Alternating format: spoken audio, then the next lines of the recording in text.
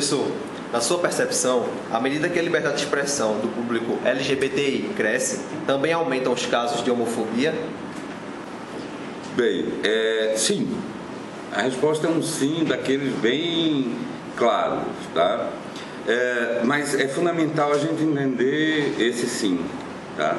Há um aumento da visibilidade de fato, né? A gente pode discutir, inclusive é um fenômeno global, né? Ele não só não aconteceu no Brasil. Eu dei alguns exemplos, por isso que, por exemplo, um dos indicadores melhor para isso, inclusive, são as produções de mídia, especialmente as produções de grande mídia, né? Quando você vê, por exemplo, as novelas, eu vou chamar de soap operas, né? Que a gente chama de novelas mesmo, né? E as séries, por exemplo, no mundo inteiro, tá? A emergência e a visibilidade, né, culmina, inclusive, com esse Oscar de Moonlight, né? Eu já tinha tido Brokeback Mountain e agora Moonlight, entende? Você tem na emergência principalmente nos últimos 20 anos, uma visibilidade absolutamente clara e mundial e generalizada, né? Porque isso está associado ao crescimento, como eu disse, do desenvolvimento de uma cultura que é urbana, que é global e que incorporou o direito, né? O direito ao próprio corpo. Então, né, o desenvolvimento do direito ao próprio corpo vai levar, que toda a pauta está associada à pauta feminista, à pauta LGBT, né? É o direito que as pessoas têm de viver sua sexualidade e seus afetos, né? Com liberdade, né? E condenando as práticas de violência, né? Então, isso daí tem emergido no mundo inteiro. Isso faz com que essa visibilidade crescente crie reações de fato, né? Porque começa a ameaçar o status quo. Porque o que até então, não é que essas práticas não existiam antes, mas elas não eram visíveis, elas não eram vividas com orgulho. Por isso o Pride, inclusive, do movimento gay, né? E eu sou gay com orgulho, não tenho a menor vergonha. Isso é que incomoda, né? Se eu fosse, você poderia ser, mas você tem que estar escondido, ir para o cinemão, e fazer não sei o quê, e tem que baixar a cabeça, etc, etc, etc, etc. Isso é até admissível. Mas não ter vergonha e, pelo contrário, afirmar com orgulho, é um problema também em relação às mulheres, né? O corpo é meu. E aí? Eu estou dizendo a você, não, mas eu quero, não. E o cara, não, você se encosta, você não tem direito a pegar no meu corpo, se eu não quiser. Não é não. Essas práticas, elas foram, né? E as mulheres começaram a sair, entrar em várias áreas de profissionais que não entravam, né? Então, começar a fazer as coisas e qual o problema? E também não abram mão de ser mulher. Qual o problema? Isso começa a ameaçar. Então, a reação violenta começa também a ficar muito grande, né? E a pauta LGBT, inclusive, aprofundou isso, na medida em que, por exemplo, vai falar, por exemplo, eu quero a admissão do casamento. Eu, pessoalmente, não tenho paciência para o casamento, mas é Eduardo. Agora, luto pelo direito. Quem quer casar tem direito de casar e sabe ter e tal, né? E ter direito ao reconhecimento legal, social desse Estado, né?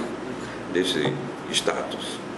Então, essa visibilidade que passa, né, por criar, nos obriga a mudar conceitos fundamentais na sociedade, como os de família, né, não é à toa a reação conservadora, tá? Porque eu vou ter que mudar o conceito de família, sim, né? Eu vou ter que mudar certas coisas. E mudar, na verdade, no sentido de reconhecer socialmente que já existe, por exemplo. É bom lembrar que no Brasil a maioria das famílias não é chefiado por um casal. É chefiado hoje, inclusive, por uma mulher, ou mãe ou avó, que é chefe de família. Portanto, tal casalzinho, homem e mulher e tal, com filhinho, tal da propaganda de margarina, é exceção, não é a regra. é uma imagem ideal de um grupo social, mas não corresponde ao geral da sociedade. Entende? Então, na verdade, você tem prática na família, é muito mais complexa do que esses modelos de fechamento. E aí, é claro, a emergência da reivindicação gay, especialmente, do casamento, mexe profundamente, porque mexe simbolicamente, você começa a ameaçar. Né? Começa a ameaçar coisas que pareciam, né? Que essas figuras reivindicam como naturais.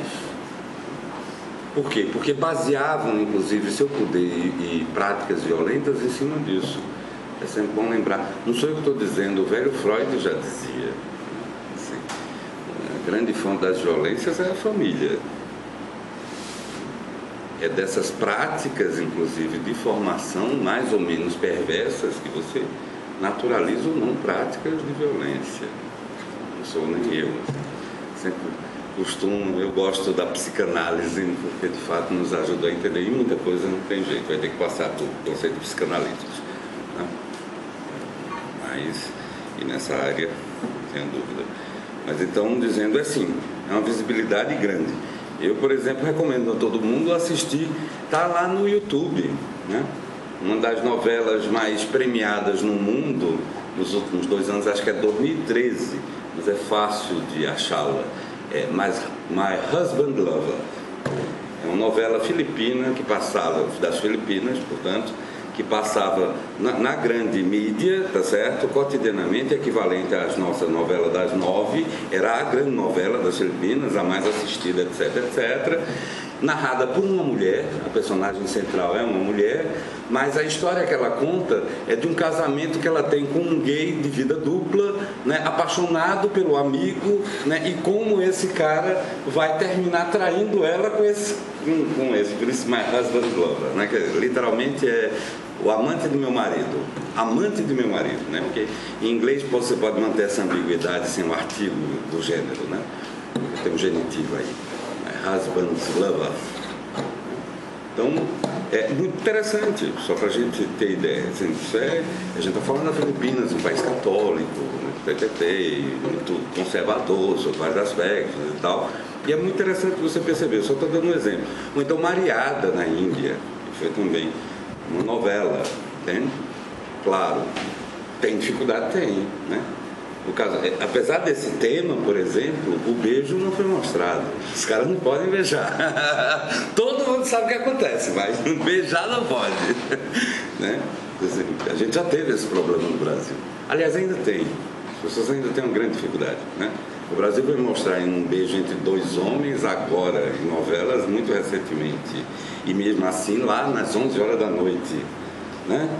Agora, né, matar fulaninho, arrancar a cabeça, eu posso passar para a criança 4 horas da tarde. 2 caras que se gostam, não, isso é feio.